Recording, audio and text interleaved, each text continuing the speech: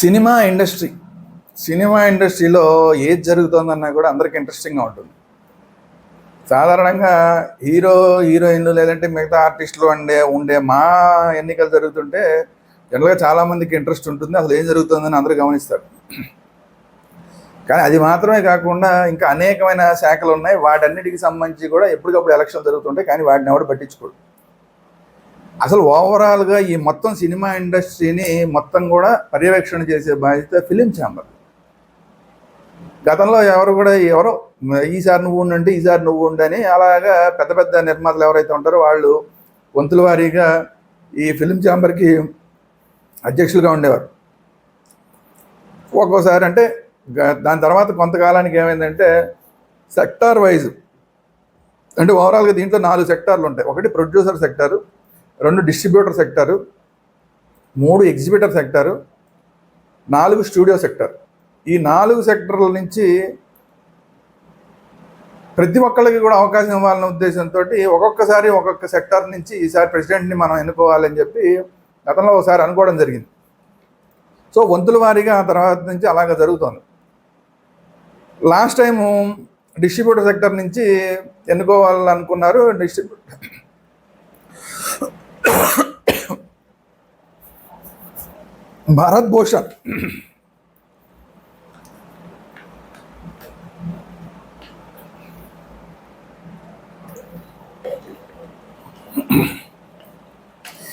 భారత్ భూషణ్ అని ఆయన distributor sector నుంచి ప్రెసిడెంట్గా ఎన్నికయ్యాడు, మొత్తం ఫిలిం ఛాంబర్కి ఎన్నికాడు. సరే, అది కూడా పెద్ద ఎవరు సీరియస్గా తీసుకోలేదు. అసలు మొత్తం సినిమా ఇండస్ట్రీ కాదు, మొత్తం బయట జనాలు కూడా ఎవరు పెద్దగా అసలు భరత్ భూషణ్ అంటే ఎవరో కూడా ఎవరికి తెలియదు. కానీ ఇప్పుడు ఏమైపోయిందంటే రాష్ట్ర ప్రభుత్వాలు ఇప్పుడు ఏం చేసినాయంటే ఏ సమస్యని, సినిమా ఇండస్ట్రీకి సంబంధించిన ఏ సమస్యని ప్రభుత్వం స్థాయిలో మాట్లాడాలన్నా కూడా ఇండివిజువల్గా వెళ్ళడానికి వీల్లేదు, అది ఫిలిం ఛాంబర్ ద్వారానే మీరు వచ్చి మాకు రిప్రజెంటేషన్ ఇవ్వండి అని చెప్పి ఒక కండిషన్ పెడుతున్నారు. లేదా అసలు అంతకుముందు ఫిలిం ఛాంబర్ని ఎవడు పట్టించుకునేవాడే కాదు.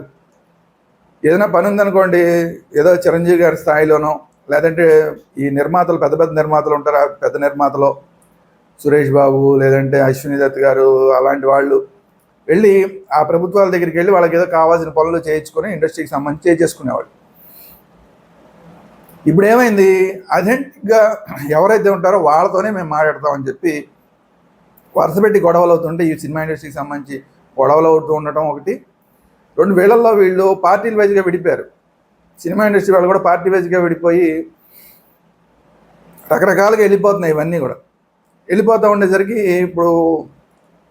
ఇప్పుడు చంద్రబాబు నాయుడు గారి గవర్నమెంట్లో మొన్న ఉప ముఖ్యమంత్రిగా ఉన్న పవన్ కళ్యాణ్ గారు కూడా మేము ఎవరితో పడితే వాళ్ళతో మాట్లాడడం. ఇప్పుడు ఇంతకుముందు ఏముండేది, సినిమాని రిలీజ్ అవుతుంది. సో ఉదాహరణకి దిల్ రాజు గారి సినిమా రిలీజ్ అవుతుంది. దిల్ రాజు గారు వెళ్ళి గవర్నమెంట్ దగ్గరికి వెళ్ళి మా సినిమా టికెట్ రేట్లు పెంచుకుంటాం, మాకు అవకాశం ఇవ్వండి అని అడిగేవాళ్ళు. సరే, ఓకే అని ఇచ్చేవాళ్ళు. కానీ ఇవన్నీ కూడా వివాదాస్పదం అవుతుండేసరికి అసలు ఇలా ఎవరికాళ్ళు నిర్మాతలు రావడం కాదు, ఎవరైనా సరే మీరు ఫిలిం ఛాంబర్ దగ్గరికి వెళ్ళి ఫిలిం ఛాంబర్ దగ్గర నుంచి రిప్రజెంటేషన్ వస్తేనే మేము దాన్ని పరిశీలిస్తామని చెప్పి 2 రాష్ట్ర ప్రభుత్వాలు, తెలుగు రాష్ట్ర ప్రభుత్వాలు, ఆంధ్ర తెలంగాణ 2 కూడా అలాగా చేస్తున్నారు. దానివల్ల ఒకేసారి ఏమైపోయిందంటే ఈ ఫిలిం ఛాంబర్కి ఒకేసారి దాని ప్రెసిడెంట్ ఎవరైతే ఉంటారో అతనికి పవర్స్ ఎక్కువైపోయినాయి. ఇప్పుడు సినిమా ఇండస్ట్రీలో పెద్ద నిర్మాత ఎవరున్నారు, పెద్ద హీరో ఎవరున్నారు, పెద్ద డైరెక్టర్ ఎవరున్నారు, వీటితో సంబంధం లేకుండా ఫిలిం ఛాంబర్ అధ్యక్షుడు ఎవరైతే ఉంటారో, అధ్యక్షుడు కానీ సెక్రటరీ కానీ వీళ్ళకి పవర్స్ పెరిగిపోయినాయి. ఏది నిర్ణయం అయినా సరే ప్రభుత్వంతో ఉన్న నిర్ణయాలని వీళ్ళు చెప్పాలి, వీళ్ళు చెప్తేనే దాన్ని పరిగణలోకి తీసుకుంటాం అనేసరికి ఒక్కసారి వీళ్ళ వాల్యూ అనేది పెరిగిపోయింది. ఆ పదవులకు కూడా ఇప్పుడు ప్రెస్టేజెస్ అయిపోయినాయి. ఇప్పుడు ఆ పదవులు అందులో అంతకుముందు సరే నువ్వు తీసుకుంటావా, సరే నువ్వు తీసుకో, ఈసారి నేను తీసుకుంటాను అన్నీ అలా మాట్లాడుకుని చేసే ఆ ఎన్నికలు తర్వాత కొంతకాలం తర్వాత ఎన్నికలు నిర్వహించినా కూడా చాలా సీరియస్గా జరిగాయి కదా. ఫిలిం ఛాంబర్ ఎన్నికలు జరిగినాయంట అనుకునేవాళ్ళు, అంతే తప్ప దానికి పెద్ద ఇష్యూ ఉండేది కాదు. కానీ ఈసారి చాలా ప్రెస్టేజియస్ అయిపోయింది ఆ ఇష్యూ. ఫిలిం ఛాంబర్ ఎన్నికలు ఎలా జరుగుతాయి అనేది ఇప్పుడు అందరూ గమనిస్తున్నారు. ఇప్పుడు దానికి పెద్ద నిర్మాతలు అసలు ఇండస్ట్రీకి పెద్దగా ఉండాలనుకుంటున్న వాళ్ళు ఈసారి దీని మీద పట్టు సంపాదించాలని ప్రయత్నంలో ఉన్నారు. అందులో భాగంగా ఇప్పుడు సురేష్ బాబు గారు ఆయన ఈ అధ్యక్షుడిగా నిలబడడానికి ఆయన ముందుకు వచ్చాడు. అయితే ఈసారి ఎగ్జిబిటర్ సెక్టార్కి అవకాశం ఈసారి ప్రెసిడెంట్ అవ్వడానికి. సార్ సురేష్ బాబు గారు అందులో ఎందులో లేడు ఆయన, అందుట్లోనే ఉంటాడు. ప్రొడ్యూసర్ సెక్టార్లో సురేష్ బాబు ఉంటాడు, ఎందుకంటే ఆయన ప్రొడ్యూసరు. డిస్ట్రిబ్యూటర్ సెక్టర్లో ఉంటాడు, ఎందుకంటే వాళ్ళకి రామానాయుడు స్టూడియోస్కి సంబంధించి సురేష్ డిస్ట్రిబ్యూషన్స్ ఉంది, అందులోనే ఉంటాడు. ఎగ్జిబిటర్ వీళ్ళకి ఆల్రెడీ సురేష్ వాళ్ళ దాంట్లోనే బోల్డెన్ సినిమా థియేటర్లు ఉన్నాయి, దాంట్లో ఉంటాడు. Studio sector already Ramanaidu studio ఉంది, ఆయన అన్నిట్లోనూ మెంబర్. సో అందువల్ల సురేష్ బాబు లాంటి వాళ్ళకి ఈసారి అని కాదు, ప్రతిసారి ఆయన పోటీ చేసే అవకాశం ఉంటుంది ఏదో ఒక సెక్టర్ తరపు నుంచి. సరే ఈసారి ఎగ్జిబిటర్ సెక్టర్ నుంచి ఉంది కాబట్టి ఎగ్జిబిటర్ సెక్టర్ నుంచి సురేష్ బాబు గారు నిలబడుతున్నాడు. అట్ ది సేమ్ టైం ఆయనకి పోటీ ఎవరయ్యా అంటే ఇప్పుడు ఆల్రెడీ ఎవరైతే ఇప్పుడు ఫిలిం ఛాంబర్ ప్రెసిడెంట్గా ఉన్నాడో భరత్ భూషణ్, అతను డిస్ట్రిబ్యూటర్ సెక్టర్ నుంచి ఇంతకుముందు ఎలక్ట్ అయ్యాడు. ఈసారి ఎగ్జిబిటర్ సెక్టర్ నుంచి కూడా మళ్ళీ అతనే పోటీ చేస్తాడు. అంటే అతనికి థియేటర్లోనే ఉంటాయి, ఎగ్జిబిటర్ కాబట్టి థియేటర్లోనే ఉంటాయి. సో ఆయన కూడా దీంట్లో పోటీ చేస్తున్నాడు మళ్ళీ ఇంకోసారి. మరి వీళ్ళిద్దరితో పాటు బన్నీవాసు కూడా నామినేషన్ వేయడానికి అనుకున్నాడు. మరి బన్నీవాసు కూడా పోటీ చేస్తాడు అనుకున్నారు, నామినేషన్ కూడా వేసినట్టున్నాడు. కానీ మళ్ళీ బన్నీవాసు మళ్ళీ విత్డ్రా చేసుకున్నాడు లేటెస్ట్గా. బన్నీవాసు లాంటి వాడు లేటెస్ట్గా విత్డ్రా చేసుకున్నాడు అంటే చాలా పెద్ద విషయం. పోటీ చేయడానికి రావడం ఒకటి, మామూలుగానే ఎవరో అనుకునే దానికి ఇప్పుడు పోటీ దాకా వచ్చి సురేష్ బాబు ఉన్నాడు, ఈ భరత్ భూషణ్ ఉన్నాడు, వీళ్ళు ఉండగా కూడా నేను పోటీ చేయాలని వచ్చిన బన్నీవాసు మళ్ళీ డ్రాప్ అయిపోయాడు అంటే ఇందులో రాజకీయం ఖచ్చితంగా జరిగింది అనేది అందరికీ అర్థమైపోతుంది. ఆ బన్నీవాసు కూడా మాట్లాడాడు ఇండైరెక్ట్గా, ఇందులో బాగా రాజకీయాలు పెరిగిపోయినాయి, రాజకీయం చేస్తే తప్ప గెలవని పరిస్థితి ఉంది. సో ఇప్పుడు అంత స్ట్రెస్ నేను తీసుకునే పరిస్థితులు నేను లేను, అందుకని నేను డ్రాప్ అవుతున్నానని చెప్పాడు అతను. అంటే రాజకీయాలు జరిగినాయి, ఇవి ఏ రాజకీయాలు జరిగి ఉంటాయంటే ఇప్పుడు మళ్ళీ ఈ నిర్మాతల్లో కూడా ఇప్పుడు వీళ్ళకి ఎవరెవరు సపోర్ట్ చేస్తున్నారని చూస్తే ఏ రాజకీయాలు జరిగినాయి అనేది మనకు అర్థం. ఈ నిర్మాతలు పెద్ద నిర్మాతలు అందరూ కూడా జనరల్గా ఈ దీంట్లో పోటీ చేయడానికి సిద్ధపడుతూ ఉంటారు. అయితే ఇప్పుడు నిర్మాతల్లో కూడా డివిజన్ వచ్చింది. అది గిల్డ్ అని ఒకటి, ప్రొడ్యూసర్ కౌన్సిల్ కాకుండా ప్రొడ్యూసర్స్ గిల్డ్ అని ఒకటి మొదలుపెట్టారు.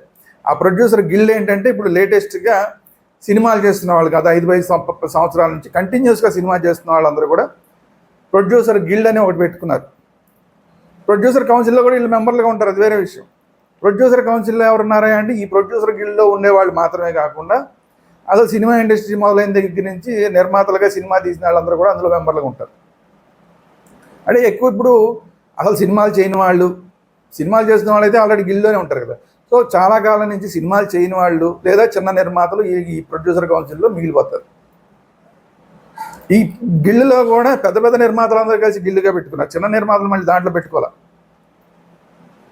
హై బడ్జెట్ సినిమాలు చేసేవాళ్ళే గిల్డ్ అని పెట్టుకున్నారు.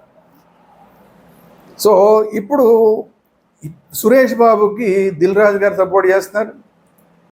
ఈ ప్రొడ్యూసర్ గిల్డ్లో ఎవరైతే ఎక్కువ మంది ఉంటారో వాళ్ళందరూ కూడా సురేష్ బాబుకి సపోర్ట్ చేస్తున్నారు. ఈ భరత్ భూషణ్ అన్న ఆయనకి చిన్న నిర్మాతలకి రిప్రజెంటేషన్లో జనరల్గా బయటకు వచ్చే సి కళ్యాణ్ గారు, ప్రసన్న కుమార్ అయితే అసలు ఈ మధ్యకాలంలో అసలు సినిమా చేసిందో లేదో, ఎప్పుడు చేశాడో ఆయన గుర్తులేదు. అలాగే సి కళ్యాణ్ కూడా చేసి మానేసి చాలా కాలం అయింది, దాదాపు 10 సంవత్సరాలు అయిందేమో సి కళ్యాణ్ గారు ఏమైనా చేసి సబ్జెక్టు కరెక్షన్. సో అలాంటి పరిస్థితి. ఇప్పుడు వీళ్ళందరూ కూడా భరత్ భూషణ్ గారికి సపోర్ట్ చేస్తున్నారు. అంటే దీన్ని బట్టి ఏమర్థం అవుతుంది, చిన్న సెక్టార్లో ఉండేవాళ్ళు, చిన్న నిర్మాతలు కానీ కొద్దిగా చిన్న స్థాయిలో ఉండేవాళ్ళు కానీ వీళ్ళు భరత్ భూషణ్ గారికి సపోర్ట్ చేస్తున్నారు. కొద్దిగా పెద్ద స్థాయిలో ఉండేవాళ్ళు వీళ్ళందరూ కూడా సురేష్ బాబుకి సపోర్ట్ చేస్తున్నారు అనేది ఒక ఐడియా ఓవరాల్గా. కొంత అటు ఇటు అవ్వచ్చు. సో ఇప్పుడు దీనికి వస్తే ఇప్పుడు మళ్ళీ బన్నీవాసు విషయానికి వస్తే, బన్నీవాసు ఎందుకు డ్రాప్ అయి ఉండాల్సి వచ్చిందంటే బన్నీవాసు ప్రొడ్యూసర్ గిల్డ్లో కూడా ఉంటాడు, ఎందుకంటే లేటెస్ట్గా కంటిన్యూస్ సినిమాలు చేస్తున్నాడు. సో గిల్డ్లోనే ఇద్దరు నిలబడితే, అంటే పెద్ద సినిమాలు చేసే నిర్మాతల్లోనే ఇద్దరు నిలబడితే, ఆ పెద్ద సినిమాలు చేసే నిర్మాతలందరూ కూడా వాళ్ళకి డివిజన్ వచ్చే అవకాశం ఉంది. అట్ ది సేమ్ టైం వాళ్ళకి సంబంధించిన డిస్ట్రిబ్యూటర్లు, వాళ్ళకి సంబంధించిన ఎగ్జిబిటర్లు ఉంటారు కదా, ఆ నిర్మాతలకి అనుకూలంగా మామూలుగా రెగ్యులర్గా సినిమాలు చేసే డిస్ట్రిబ్యూటర్లు, ఎగ్జిబిటర్లు వీళ్ళుంటారు, వాళ్ళలో కూడా చీలిక వచ్చే అవకాశం ఉంది. సో ఆ చీలికని నివారించడానికి కోసం అని చెప్పి ఇప్పుడు గట్టి ప్రయత్నాలు ఏదో వెనకాల బాగా జరిగి సురేష్ బాబుకి మొత్తం అందరూ సపోర్ట్ చేయాలి, బన్నివాసుని డ్రాప్ చేయించాలని చెప్పి అలా ఏదో జరిగి ఉండొచ్చు. ఎందుకంటే బన్నివాసు మాట్లాడిన దాన్ని బట్టి సుమారుగా మనకు అర్థమవుతున్న అంశం అది. అంటే ఓవరాల్గా ఏంటంటే భరత్ భూషణ్కి ఎవరైతే ఎక్కువ మంది సపోర్ట్ చేస్తూ ఉండొచ్చు, అంటే చిన్నవాళ్ళు ఎక్కువ మంది ఉంటారు ఇది కాబట్టి, సో అందువల్ల గిల్డ్కి సంబంధించిన డిస్ట్రిబ్యూటర్లు, మిగతా ఎగ్జిబ్యూటర్లు వీళ్ళందరూ లేకపోతే గెలవడం కష్టం. సురేష్ బాబు అని ఏదో ఆ వాతావరణం ఏదో వచ్చి ఉంటుంది, ఇంటర్నల్గా లెక్కలు ఉంటాయి కదా, ఆ లెక్కలు కూడా మీకు చెప్తా. ఆ లెక్కల్ని బేస్ చేసుకుని సురేష్ బాబుని ఈసారి అందరూ సపోర్ట్ చేయాలి, గిల్డ్లో ఉన్న నిర్మాతలు కానీ, గిల్డ్కి సంబంధించిన డిస్ట్రిబ్యూటర్లు కానీ, ఆ గిల్డ్కి నిర్మాతలకి సినిమాలకు చేసే ఎగ్జిబ్యూటర్లు కానీ ఇలా అనుకుని ఉండొచ్చు బహుశా. అందుకని బన్నివాసు విత్డ్రా అవ్వాల్సిన పరిస్థితులు వచ్చి విత్డ్రా అయినట్టుగా కనబడుతోంది. సో ఇప్పుడు ఓట్ల సంగతి చూద్దాం. ఇప్పుడు నిర్మాతలకి ఎంతమంది మెంబర్స్ ఉన్నారు ఏంటి అంటే 1703 మంది ఓట్లు ఉన్నాయి నిర్మాతలకి సంబంధించి, ప్రొడ్యూసర్ సెక్టార్కి సంబంధించి. 4 సెక్టర్లు అనుకున్నాక producer sector, distributor sector, exhibitor sector, అలాగే స్టూడియో సెక్టర్. సో ఇందులో ప్రొడ్యూసర్ సెక్టార్కి 1703 ఓట్లు ఉన్నాయి. ఈ 1703 ఓట్లలో వీళ్ళందరూ కలిసి ఒక 12 మందిని వీళ్ళ నుంచి రిప్రజెంటేటివ్గా ఎన్నుకుంటారు. అంటే ఈ 12 మంది మళ్ళీ ఎవరు ప్రెసిడెంట్ అవ్వాలి, ఎవరు సెక్రటరీ అవ్వాలి నిర్ణయించడానికి వీళ్ళు కూర్చుని నిర్ణయిస్తారన్నమాట. అట్లాగా ఇలా 4 సెక్టార్ల నుంచి కొంతమందిని ఎన్నుకుంటారు. వాళ్ళు వచ్చి ఫైనల్గా ప్రెసిడెంట్ అవ్వాలి, ఎవరు సెక్రటరీ అవ్వాలని మళ్ళీ నిర్ణయించుకుంటారు. సో ఇప్పుడు దీని నెక్స్ట్ డిస్ట్రిబ్యూటర్ సెక్టర్కి వచ్చేసరికి 631 ఓట్లు ఉన్నాయి. వీళ్ళ నుంచి కూడా ఒక 12 మందిని వాళ్ళ రిప్రజెంటేటివ్స్గా పంపిస్తారు, ఎన్నుకుంటారు. అంటే ఒక టీమ్గా, అంటే ప్రొడ్యూసర్స్ సెక్టర్ నుంచి ఒక టీము 12 మంది, డిస్ట్రిబ్యూటర్ సెక్టర్ నుంచి ఒక 12 మంది అలా ఎన్నుకుంటారు. తర్వాత ఇప్పుడు ఎగ్జిబ్యూటర్ సెక్టర్కి వచ్చేసరికి 916 ఓట్లు ఉన్నాయి. 916 ఓట్ల నుంచి కూడా 16 మందిని ఎన్నుకుంటారు, 16 మందిని టీమ్గా తీసుకుంటున్నారు. దాని తర్వాత స్టూడియో సెక్టర్లో 105 ఉన్నారు, 105 ఓట్లు ఉన్నాయి. 105 నుంచి ఒక 4 ఎన్నుకుంటారు వాళ్ళ టీమ్గా. అంటే తర్వాత మొత్తం చూసుకుంటే 3355 ఓట్లుంటే ఈ 3355 ఓటర్లు కలిసి 12 మందిని ప్రొడ్యూసర్ సెక్టర్ నుంచి, 12 మందిని డిస్ట్రిబ్యూటర్ సెక్టర్ నుంచి, 16 మందిని ఎగ్జిబ్యూటర్ సెక్టర్ నుంచి, అలాగే ఒక 4 స్టూడియో సెక్టర్ నుంచి టీమ్గా తీసుకుంటారు. తీసుకుని మొత్తం వీళ్ళందరూ కలిసి ఎంతమంది అయ్యారు? 48 మంది అయ్యారు. ఈ 48 మంది కలిసి ఇప్పుడు వీళ్ళు కూర్చొని ఎవరు ప్రొడ్యూసర్, ఎవరు ఇప్పుడు ఫిలిం ఛాంబర్ ప్రెసిడెంట్ ఎవరు, సెక్రటరీ ఎవరు, వీటిని నిర్ణయించుకుంటారు. సో అందువల్ల ఇందులో ప్రతి ఓటు కూడా చాలా ఇంపార్టెంట్. ఇప్పుడు అంతా రాజకీయంలో ఎలా జరుగుతాయి ఓట్లు, వాళ్ళని వెళ్ళి కలవడం, మాట్లాడడం, మాకే ఓట్లు ఏంటి అంటాం, ఇట్లాంటివన్నీ ఎలా జరుగుతాయి, ఇక్కడ కూడా సేమ్ అంతా ఆ రాజకీయం అంతా కూడా ఇక్కడ జరుగుతుంది. సో ఇంత రాజకీయం చేయడం మనకు అనవసరం లేని చెప్పి బన్నివాసు కొంచెం డ్రాప్ అయినట్టున్నాడు. ఎవరో పెద్దవాళ్ళు చెప్పుంటారు. ఇప్పుడు మరి బన్నివాసుకి ఇంకా పెద్దవాళ్ళు అంటే ఇక అల్లు అరవింద్ గారు చెప్పి ఉండాలి. సో అల్లు అరవింద్ గారు, మన దిల్ రాజు గారు, మన సురేష్ బాబు ఆ స్థాయిలో ఒక అండర్స్టాండింగ్ వచ్చి ఉండి అప్పుడు బన్నివాసుని కొంచెం తప్పించాడంటే బన్నివాసుని తప్పుకోమని ఉంటారు. సరే బన్నివాసు కూడా కాదనే రకం కాదు కాబట్టి సరే బన్నివాసు తప్పుకున్నట్టున్నాడు. సో ఓవరాల్గా ఇది అంటే ఒక ఏదో ముఖ్యమంత్రికో లేదంటే ఏదో ఇలాంటి వాటికి ఎన్నికలు జరిగితే ఎంత వాతావరణం ఉంటుందో అలాంటి వాతావరణం ఇప్పుడు ఫిలిం ఛాంబర్లో కూడా వచ్చేసింది. దేనికి వచ్చింది అంటే ఇప్పుడు వీళ్ళ నుంచే మొత్తం సినిమా ఇండస్ట్రీని మొత్తం కట్టడి చేయడానికి ఈ ఫిలిం ఛాంబర్కి మొత్తం హక్కులన్నీ ఉన్నాయి. మనం చూసాం ఈ కొంతమంది సినిమా ఇండస్ట్రీ కార్మికులందరూ కూడా స్ట్రైక్ చేసినప్పుడు కూడా రిప్రజెంటేషన్ ఎవరు ఇవ్వాలి, ఫైనల్గా ఎవరి మాట వినాలి అంటే ఫిలిం ఛాంబర్ ఏదైతే చెప్తుందో దాన్ని వింటాం మేమని చెప్పి ముఖ్యమంత్రులు చెప్పారు. సో అందువల్ల ఇప్పుడు ఫిలిం ఛాంబర్ కనుక మన కంట్రోల్లో ఉంటే మొత్తం 24 సెక్టర్లు కూడా మన కంట్రోల్లో ఉంటాయన్నది ఒకటి. సో దీనికి సంబంధించి సినిమా ఇండస్ట్రీకి సంబంధించి ఏది రిప్రజెంట్ చేయాలన్నా, ప్రభుత్వాలతో రిప్రజెంట్ చేయాలన్నా, ఏదైనా ఒక నిర్ణయాలు తీసుకోవాలన్నా కూడా మొత్తం కీలకం అంతా కూడా ఇప్పుడు ఈ ఫిలిం ఛాంబర్ ప్రెసిడెంట్ సెక్రటరీల చేతుల్లోకి వచ్చింది కాబట్టి ఇప్పుడు ఆ పోస్టులకి ఇంపార్టెన్స్ పెరిగిపోయి ఇప్పుడు ఇంత గందరగోళం జరుగుతోంది. ఇంత అసలు బన్నివాస్ లాంటి వాళ్ళు మళ్ళీ డ్రాప్ అయిపోవాల్సిన పరిస్థితులు వచ్చినాయి, ఇన్ని జరుగుతున్నాయి. సో చూడాలి రేపు ఇప్పుడు మొత్తం డిసెంబర్ 28వ తారీఖున ఈ మొత్తానికి ఎన్నికలు జరుగుతున్నాయి.